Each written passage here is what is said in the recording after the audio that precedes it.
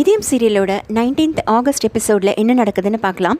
So இந்த week வந்து இதயம் சீரியல் 1 hour டெலிகாஸ்ட் ஆக போகுது. ஸோ வந்து கொஞ்சம் நிறையவே நடந்துருச்சு, ரொம்ப இன்ட்ரெஸ்டிங்காகவும் இருந்துச்சு இந்த எபிசோடு. ஸோ விடாமல் கேளுங்க, அப்போ தான் முழு கண்டினியூட்டியும் புரியும். இதயம் சீரியல் பற்றின அப்டேட்ஸ் தெரிஞ்சுக்க என்னோடய சேனலை சப்ஸ்கிரைப் பண்ணி வச்சுக்கோங்க. ஸோ இப்போது ரத்னம் சார் வந்து நேராக ஸ்டேஷன் போகிறாரு. தன்னோட சம்மதத்தோடு தான் இவங்க வந்து ஹார்ட்டை வந்து டிரான்ஸ்பிளான்ட் பண்ணியிருக்காங்க அப்படின்னு சொல்லி போலீஸ்கிட்ட வாதாடி அவர் வந்து தன்னோட ஒப்புதல் சர்டிஃபிகேட்டையும் கொடுக்குறாரு.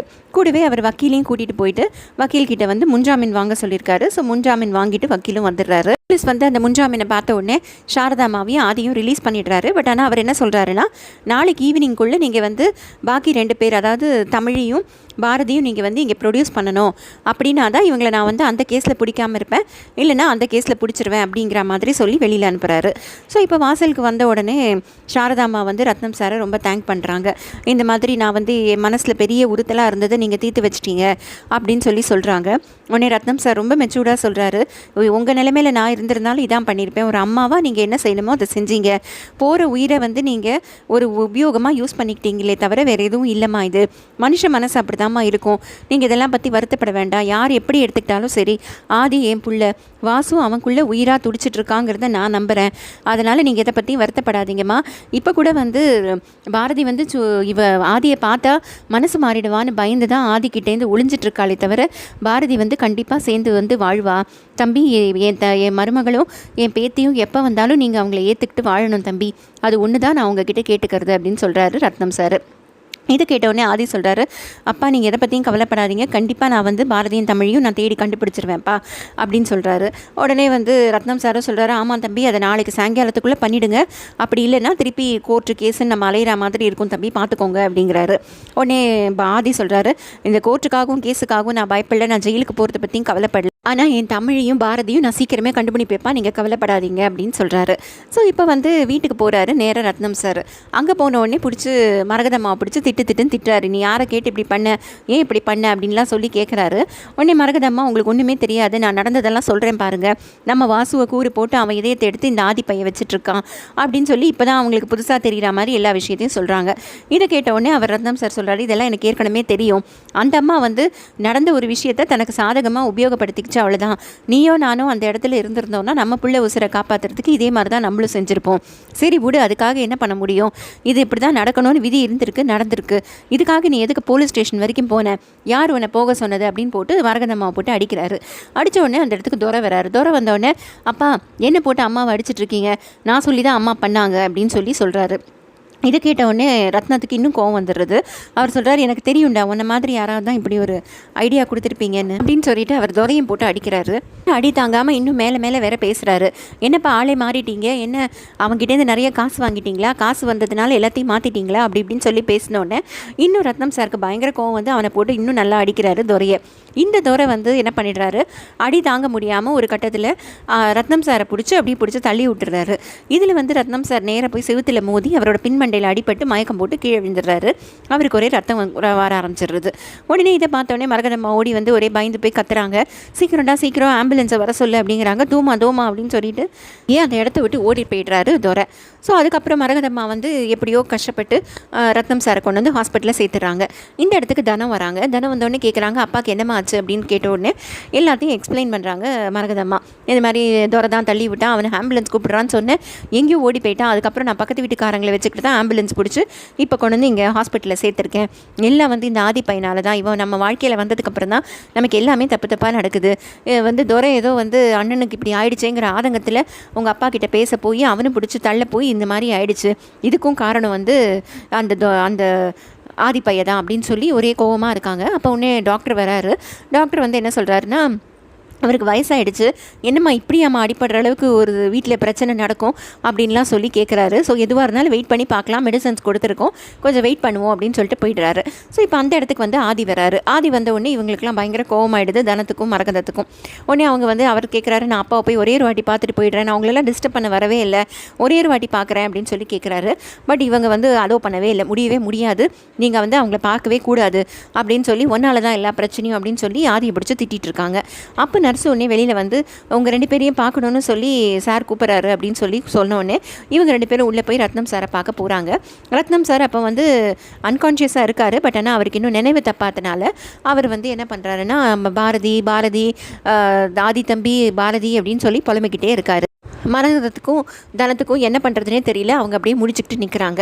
இந்த பக்கம் வந்து துரை என்ன பண்ணுறாரு, நேராக ஓடி வந்து ஸ்வேதா வீட்டில் வந்து உட்காந்துட்ருக்காரு. அறிவும் ஸ்வேதாவும் துரையை பார்த்து கேட்குறாங்க, என்னாச்சு, ஏன் துரை இங்கே வந்து உட்காந்துருக்க அப்படின்னு சொல்லி அறிவு கேட்குறாரு. உடனே துரை சொல்கிறாரு, இல்லை இந்த மாதிரி வீட்டில் ஒரு சின்ன பிரச்சனை ஆகிடுச்சு, நான் எங்கள் அப்பாவை பிடிச்சி தள்ளி விட்டுட்டேன், அவர் மயக்கம் போட்டு விழுந்துட்டார், தலையிலேருந்து ரத்தம்லாம் வர ஆரம்பிச்சிருச்சு, அதனால் எனக்கு என்ன பண்ணுறதுனே தெரியல, அங்கேருந்து ஓடி வந்துட்டேன் அப்படிங்கிறாரு. இதை கேட்ட உடனே பார்வதி சொல்கிறாங்க, ஐயோ நீங்கள் பண்ணது பெரிய தப்பு, உங்கள் அம்மா கூட இல்லை நீங்கள் இருந்திருக்கணும், ஏதாவது பிரச்சனை ஆகிட போடுது, உடனே போய் உங்கள் அப்பாவை போய் பாருங்கள் ஹாஸ்பிட்டலில் அப்படின்னு சொல்கிறாங்க. உடனே துரையும் வந்து ஆமாம் அத்தை நீங்கள் சொல்கிறது சரிதான், நான் ஓடி வந்திருக்கக்கூடாது, ஆனால் எனக்கு பயந்துக்கிட்டு ஓடி வந்துட்டேன் அப்படின்னு சொல்லிட்டு சரி நான் போகிறேன் அத்தை அப்படின்னு சொல்லிட்டு அவர் அங்கேருந்து கிளம்பிடுறாரு. இப்போ உடனே அறிவு வந்து பயங்கரமாக மாஸ்டர் பிளான் பண்ணுறாரு. அவர் என்ன சொல்கிறாரு, இப்போ வந்து ஆதியும் பாரதியும் இணைக்கிற ஒரே நூல் வந்து இந்த ரத்னம் தான். பேசாமல் இந்த ரத்னத்தை நம்ம போட்டு தள்ளிட்டோன்னா அந்த கொலைப்பழியும் தூக்கி நம்ம ஆதி மேலே போட்டுட்டோன்னா பாரதியும் நம்பிடுவா, அதோட முடிஞ்சது கதை, அவனும் ஜெயிலுக்கு போயிடுவான், பாரதி இந்த வீட்டு பக்கமே வரமாட்டா, எங்கள் அக்கா அவனை பற்றியே நினச்சி அவளும் போய் சேர்ந்துருவான், இந்த சொத்தெல்லாம் நமக்கு தான் அப்படின்னு சொல்லி ஒரு பயங்கரமான மாஸ்டர் பிளானை இந்த அறிவு போடுறாரு. அறிவு போட்டதோடு இல்லாமல் அதை நிறைவேற்றுறதுக்காக ஆட்கள்கிட்டையும் சொல்லிடுறாரு. ஸோ இப்போ ரத்னம் சாரை வந்து ஹாஸ்பிட்டல்லே வச்சு தீர்த்து கட்டுறதுக்கு முடிவு பண்ணிட்டாங்க. இங்கே வந்து ஹாஸ்பிட்டலில் பாவம் ஆதி உட்காந்துட்ருக்காரு. இவங்க 2 பேரும் ஆதியை பார்த்து முறைச்சிக்கிட்டே இருக்காங்க, தனமும் மரகதம்மாவும். நீ உள்ளேயே போகக்கூடாது, ஒன்றால் தான்டா எல்லா பிரச்சனையும் அப்படின்னு சொல்லி மரகதம்மா திட்டிக்கிட்டே இருக்காங்க. அப்போ உடனே ஆதி சொல்கிறாரு, இதை பாருங்கம்மா நான் எந்த பிரச்சனையும் பண்ண வரல, அப்பாவை பார்த்து ஒரே ஒரு வார்த்தை பேசிட்டு மட்டும் போகிறேம்மா அப்படிங்கிறாரு.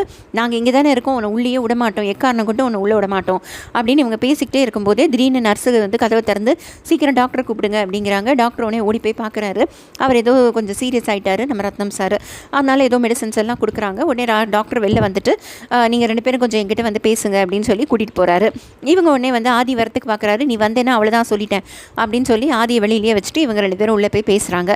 ஸோ டாக்டர் என்ன சொல்கிறாருன்னா, அவர் வந்து பிளட்டு தலையில் கிளாட் ஆகிருக்கு, அவரோட ஹெல்த் கண்டிஷனை பார்க்குறதுக்காக நான் சில டெஸ்ட் எல்லாம் எழுதி கொடுத்துருக்கேன், பட் ஏஜ் ஃபேக்டர் இருக்கிறதுனால அவருக்கு இப்போது எந்த சர்ஜரியும் பண்ணுறது வந்து கொஞ்சம் காம்ப்ளிகேட்டட் தான்.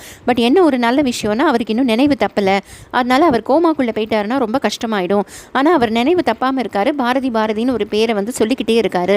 ஸோ அந்த பாரதி யாருங்கிறத பார்த்து நீங்கள் அவங்கள கொஞ்சம் இங்கே வர சொன்னீங்கன்னா நல்லாயிருக்கும். மேபி சில பேருக்கு வந்து இந்த மாதிரி அவங்களோட உணர்வுகள் மூலமாக அவங்களுக்கு தெரிஞ்சவங்க தன் முன்னாடி வந்து நின்னாலே நிறைய வந்து அவங்களுக்கு ஒரு ஸ்ட்ரென்த்து கிடைக்கும், சீக்கிரமாக நாங்கள் கொடுக்குற மெடிசன்ஸும் அவங்களுக்கு கேட்கும். ஸோ நீங்கள் வந்து பாரதியை வர சொல்லுங்கள் அப்படின்னு சொல்கிறாங்க. இப்போ மரகதத்துக்கும் தனத்துக்கும் என்ன பண்ணுறதுனே தெரியல, ஏன்னா பாரதி எங்கே இருக்கான்னு இவங்களுக்கும் தெரியல. ஸோ இப்படியே யோசிச்சுட்டு இருக்காங்க. அந்த இடத்துக்கு வந்து இப்போது அறிவு சொன்ன ஆட்கள் வந்துடுறாங்க நம்ம ரத்னம் சாரை கொலை பண்ணுறதுக்காக. ஸோ அவங்க வந்து அப்படியே வார்டு பாய் வேஷத்தில் இவரோட வார்டுக்குள்ளே வந்து ஐசியூ ரூம்குள்ளே வந்து ஆக்சிஜன் எடுத்துகிட்டு ஒருத்தர் போகிறாரு, ஒருத்தர் வந்து துடைக்கிற மாதிரி போகிறாரு, இன்னொருத்தர் அப்படியே ஒரு வார்டு பாய் மாதிரி உள்ளே போய்ட்றாரு. ஸோ 3 பேர் அங்கே போய் நின்றுக்கிட்டு அவங்க தான் சொல்கிறாங்க, என்ன இந்த வயசான கிழவரை போய் கொலை பண்ணி சொல்லி நம்மளை அமைச்சிருக்காங்க அப்படின்னு ஒருத்தர் கேட்குறாரு. இன்னொருத்தர் சொல்கிறாரு, நமக்கு ஏடா வந்துச்சு, ஏதோ போட்டு தள்ள சொன்னால் போட்டு சொல்லிட்டு போயிடுவோம், ரொம்ப நேரம் இங்கே நிற்கக்கூடாது, சீக்கிரம் வேலையை பாரு அப்படிங்கிறாங்க. உடனே அதெல்லாம் ஒன்றும் பிரச்சனை இல்லைடா, ஒரு ஊசி தான் போட்டால் அவன் போய் சேர்ந்துருவான் அப்படின்னு சொல்லிட்டு இவர் ஊசி எடுத்து போகிற சமயம் அந்த இடத்துக்கு நம்ம ஆதி வந்துடுறாரு. ஆதி வந்து அவங்கள தடுத்து நிறுத்தி அவங்கள அடித்து அந்த இடத்த விட்டு துரத்தி விட்டுறாரு. இப்போ உடனே ஆதி வந்து ரத்னம் சாரை பார்த்து பேசுகிறாரு, அப்பா நீங்கள் என்னப்பா இப்படி வந்து படுத்துக்கிட்டீங்க, இந்த மாதிரி ஒரு நிலைமையில் நான் உங்களை பார்ப்பேன்னு எதிர்பார்க்கவே இல்லை, வெளியில் இருக்கிறவங்க எல்லாரும் சொல்கிறாங்க என்னால் தான் உங்களுக்கு இந்த நிலைமைன்னு, அப்படிலாம் இல்லைப்பா, நீங்கள் வந்து கண்டிப்பாக வந்து இவங்களுக்கெல்லாம் புரிய வைக்கணும், நான் உங்கள் புள்ளன்னு அப்படின்னு சொல்லி பேசுகிறாரு. அப்படியே ரத்னம் சாரை காட்டுறாங்க. அவர் ஆதி பேசிக்கிட்டு வருத்தப்பட்டுக்கிட்டு அங்கே நின்றுட்டுருக்காரு. ஸோ அப்புறமா வந்து என்ன ஆகுது, இப்போது பாரதி வந்து லதாவை காண்டாக்ட் பண்ணுறாங்க. உடனே லதா கேட்குறாங்க, நீ எங்கடி இருக்க பாரதி, என்ன பண்ணுறனே உனக்கு ஒன்றுமே தெரியல, இங்கே நடக்கிறதெல்லாம் எதுவுமே வேறு உனக்கு தெரியல அப்படின்னு சொல்லி என்னடி நடந்துச்சு அப்படின்னு கேட்குறாங்க பாரதி. உடனே இவங்க சொல்கிறாங்க, இவங்க மாமனாருக்கு வந்து அடிப்பட்டு ஹாஸ்பிட்டலில் ரொம்ப சீரியஸாக இருக்காங்க பாரதி அப்படின்னு சொன்ன உடனே பாரதிக்கு ரொம்ப ஷாக் ஆகிடுது. உடனே நான் வந்து வரேன், உன்னை வந்து பார்க்குறேன் அப்படின்னு சொல்கிறாங்க லதா கிட்ட. நீ வந்து ஏன் எங்கள் வீட்டுக்கும் வராமல் எங்கே போனேன் அப்படின்னு சொல்லி கேட்குறாங்க லதா. அதுக்கு உடனே பாரதி சொல்கிறாங்க, இல்லை ஏன் இருக்கிற இடம் எப்போ தெரிஞ்சிருச்சோ எல்லாரும் அங்கே வருவாங்கன்னு தெரிஞ்சுக்கிட்டு தான் நான் அங்கே வரவே இல்லை, ஆனால் இப்போ நீ இப்படி சொன்னதுனால சரி எனக்கு வேறு வழி தெரியல, நான் வரேன் வீட்டுக்கு, தமிழும் என் கூட தான் இருக்கா அப்படின்னு சொல்லிட்டு தமிழை வந்து கூப்பிட்டுக்கிட்டு வராங்க லதா வீட்டுக்கு. லதா வீட்டுக்கு வந்தவொடனே என்னடி ஆச்சு, விசாரிச்சியா, மாமாவுக்கு எப்படி அடிபட்டுச்சான் கேட்டியா அப்படின்லாம் சொல்லி கேட்குறாங்க பாரதி. உடனே லதா சொல்கிறாங்க, ஆமாம் எல்லாம் அந்த பழா போன துரை தான் பிடிச்சி தள்ளி விட்டுட்டானா, அதில் தான் உங்கள் மாமனாருக்கு அடிபட்டிருக்கான், தலையில் பலத்த அடியா, என்னுமே சொல்ல முடியாதுன்னு சொல்லிட்டாங்களாம். ஆனால் அவர் உன் பேரை தான் சொல்லி சொல்லி புலம்பிட்டுருக்காரா, பாரதி வந்து ஆதியும் அங்கே தான் இருக்காரு அப்படின்னு சொன்ன உடனே இவங்க உடனே மூஞ்சியே மாறிடுது பாரதிக்கு. வந்து சரி எப்படியும் நான் போய் என் மாமனாரை பார்க்குறேன் அப்படின்னு சொல்கிறாங்க. ஆதி கூட அங்கே தான் இருக்காரு அப்படின்னு லதா இன்னொரு வாட்டி அழுத்தி சொன்னோடனே, நான் வேறு யாரையும் பார்க்க போகல, என் மாமனாரை தான் பார்க்க போகிறேன், ஆனால் நீ அங்கே போகும்போது ஆதி இருப்பார், நீ எப்படி பார்க்காம இருக்க முடியும் அப்படின்னு சொல்லி கேட்குறாங்க. அதை நான் பார்த்துக்கிறேன், நான் வரதும் போகிறதும் யாருக்குமே தெரியாது, ஆனால் நான் போய் மாமாவை பார்ப்பேன் அப்படின்னு சொல்லி சொல்கிறாங்க. இப்போ அப்படி இவங்களும் வந்து ஏதாவது ஒரு மாறு வேஷத்தில் டாக்டர் வேஷத்தில் அப்படி போவாங்கன்னு நினைக்கிறேன். பார்ப்போம், அடுத்த எபிசோடில் தான் அது வரும். ஸோ இப்போ அப்படி சொல்லி பாரதி பேசிகிட்டு இருக்காங்க லதாவோட, அங்கே வந்து மாமனாரை பார்க்குறதா சொல்லி. இப்போ ஹாஸ்பிட்டலில் வந்து துரை வந்துடுறாரு. துரை வந்தவுடனே அம்மா கிட்ட வந்து கேட்குறாரு, என்னம்மா அப்பா எப்படிமா இருக்காரு அப்படின்னு கேட்டவுடனே மரகதம்மா போட்டு அடின்னு அடிக்கிறாங்க துரையை. ஸோ துரையை அடித்த உடனே அவங்க வந்து என்ன ஏண்டா அப்பா உயிரோடு இருக்காரா செத்துட்டாரான்னு பார்க்குறதுக்காக வந்தியா, ஆம்புலன்ஸை கூப்பிட்டு வரேன்னு சொல்லிட்டு அம்போன்னு என்னை விட்டுட்டு போயிட்டு இப்போ எதுக்குடா நீங்கள் வந்த அப்படின்னு சொல்லி கேட்குறாங்க. இதெல்லாம் வந்து ஆதி அங்கே நின்று கேட்டுக்கிட்டே இருக்காரு. அவருக்கு ஒரே கோவமாக வருது. ஸோ இந்த நிலைமைக்கு யார் காரணங்கிறத இப்போ தான் அவருக்கு தெரியவே வருது நடந்தது என்னன்ட்டு.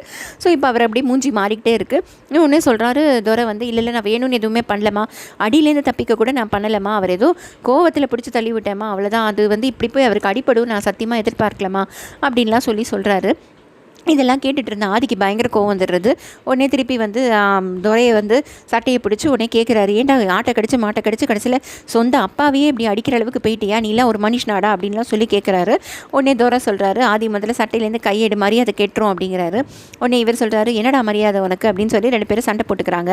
அப்போ உடனே துரை சொல்கிறாரு, ஆமாம் நீ ரொம்ப நல்ல குடும்பம், நீ கொலகார குடும்பம் தானேடா, திருட்டு குடும்பம் தானேடா அப்படின்னு சொல்லி ஆதியை பார்த்து கத்துறாரு. ஸோ இதோட இந்த 1 ஹவருக்கான எபிசோடு முடியுது.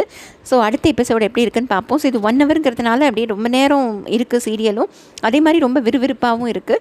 ஸோ இதுக்கப்புறம் எப்படி எடுத்துகிட்டு போகிறாங்கன்னு பார்ப்போம். இதயம் சீரியல் பற்றின அப்டேட்ஸ் தெரிஞ்சுக்க என்னோட சேனலை சப்ஸ்கிரைப் பண்ணி வச்சுக்கோங்க. Thank you friends.